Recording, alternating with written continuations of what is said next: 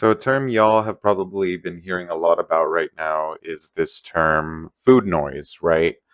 Basically, food noise is when you have too many thoughts in your brain about food, and you can't stick to eating less. You can't stick to a calorie deficit. You can't stick to a diet. And so, this term has been used a lot in the past year, and honestly been used a lot since these GLP-1 drugs came out, right? And I really think that this term, like a lot of things in our culture, was crafted and sort of tested within different focus groups to try to sell you on these GLP-1 drugs. Because honestly, guys, these pharmaceutical companies are not looking out for us. And that's something we always have to remember.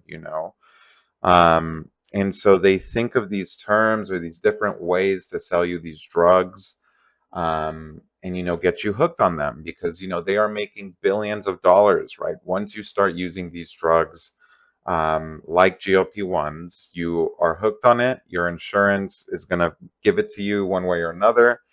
And you're basically going to be hooked for life, and they are making billions of dollars off of you, right? So, food noise, this term, you never really heard it before this year, or maybe you just started hearing it in the past couple years, right? It didn't exist before. Um, and I'm not saying that these GLP-1 drugs aren't helpful. I think definitely with obese individuals, right? Specifically obese, I mention, I don't say overweight folks. But with obese folks who have been eating and overeating for decades, even, the food noise is really real, right? Because they have just existed this way forever. And so to actually reverse from being obese is going to be really, really hard, and I can see how these GLP-1s can help those folks, right? And at the end of the day, uh, the GLP-1 is going to be less harmful than these folks being obese, right? So I can see how that helps. I also know some folks who are diabetic and are taking this, and have lost weight and are helping their diabetes by taking these drugs, right? Is it the most effective thing in the long term? Probably not, right? Are the habits you're going to build by losing the weight naturally better? 100%, right? And are you probably going to gain all the weight back if you get off of these drugs? Probably, honestly, right? So that's a whole nother topic, right? Taking these drugs for, your diabetes or because you are obese, that's a whole different thing, right? But I think a lot of folks, what we're seeing is, these folks getting these drugs illegally, right? We all know that we can just go online and find these drugs. It's super easy. I was on Reddit for a bit, and, I frequent like weight loss subreddits, weightlifting subreddits, and I got added to a private subreddit where you could buy these GLP-1s uh, illegally, right? The weight loss GLP-1s. So it's very easy to find, right?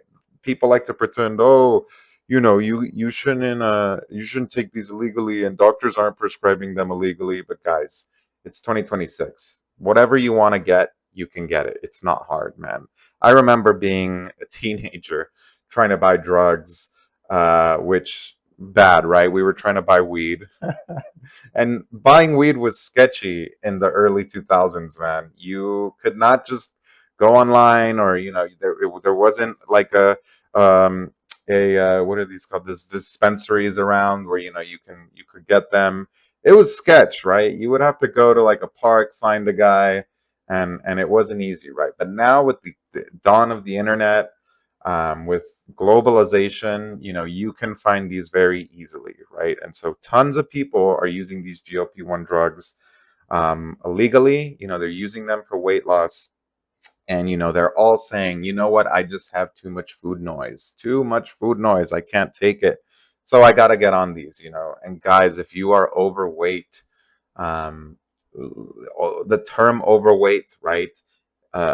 you do not need these drugs, right? If you fall into that category of overweight, you do not need a GLP-1. I'm telling you. And this is going to have consequences, not just on your physical body, but on your mindset too. The mindset you develop by, being in a calorie deficit, trying to lose weight is so helpful to your well-being and who you're going to become. And the GLP-1 is going to destroy that completely, Um, and another thing is just that, like, we don't really know the biological consequences of these drugs, right? People have been on them, but people have been on them short term, but we haven't seen the long term, guys. And so if you look at other countries like Canada, I think some European countries, they are not authorizing these drugs yet, while in America, we are just writing prescriptions left and right, giving these folks this drugs without seeing most of the long-term effects, right? And so what you're going to see in a decade or so, you're going to start seeing those commercials where did you take retatrutide on, 2026, blah, blah, blah, blah, blah. You may be entitled to compensation, call this lawyer. Because, guys, there's bound to be consequences. These pharmaceutical companies are not looking out for you. And we have to remember this as well, guys. There is a business made on your health, okay? That is how America works. Part of me likes to think about this as well in terms of like the 2010s mental health sort of what do we call it, wave that kind of entered the world, right? We the 2010 to 2020, we really started thinking about our mental health. And the big term that came out of nowhere was anxiety, right? Anxiety. Oh my God, I have anxiety. You have anxiety. We all have anxiety. Where we always had anxiety, right? Humans have always lived with that, and it's always been a thing. But now that there were drugs like Adderall and different other drugs that pharmacists and pharmaceutical companies could sell you, now anxiety is like the biggest thing ever, right? And I remember being trying to be convinced to get on some sort of mental drug, right? Some sort of why am I blanking right now on Adderall, right? Adderall is the main one, right? And I remember everyone in college having ADHD or having anxiety saying, I need Adderall. And dude, people were hooked on it. I'm sure people still are, right? It's not something that's gone away. But Adderall was like the big one, right? That they hooked people on, and now people are stuck on that for life, right? And they are on that cycle, making billions of dollars, right? So these pharmaceutical companies are not looking out for you, and that's something you have to remember, right? Food noise, this term, food noise is not a chemical in your brain. You cannot measure food noise. It is made up, right? It is a term, right? It is not something that is measurable. And so, I'll share I've taken medications for my asthma, right? I have asthma. And so that is something I need, right? That is something that is like wrong with my body, right? I also took Accutane for my skin, right? I used to have terrible skin in high school and in college, and I tried everything, guys. I tried um, I tried all the different creams, all the different, proactive and cleaning. I used to go get, what was it, a face peel, and I would go to an esthetician to get shit pulled out. And eventually I was on antibiotics, and that cured it for a bit. But then I moved, and then that came back. It was a nightmare, guys, and it really hit my confidence all throughout my early 20s, all throughout my teens, and so I took Accutane and it cleared it up, right? And those are the medicines that are great. And that is where, the pharmaceutical companies have really changed the world, right? With these ailments that, we really can't fix, with biology that we really can't change, right? But with these other things that honestly are more of a societal problem than they are a biological problem. They are making millions off of us, and they are keeping us on these drugs that are ultimately harming us. Like, think about anxiety, guys. The reason we have anxiety is because we're all glued to our technology, right? We're not interacting with each other. We're not putting ourselves in harder situations, right, to deal with these anxious situations, and they snowball into bigger things than they actually are.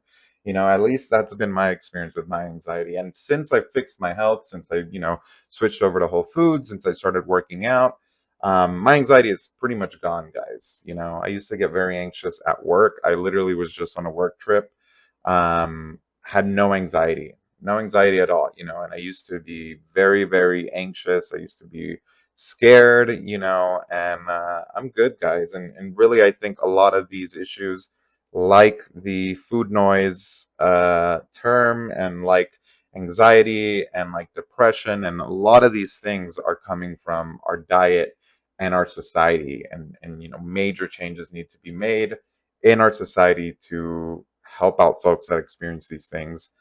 Is that probably going to happen?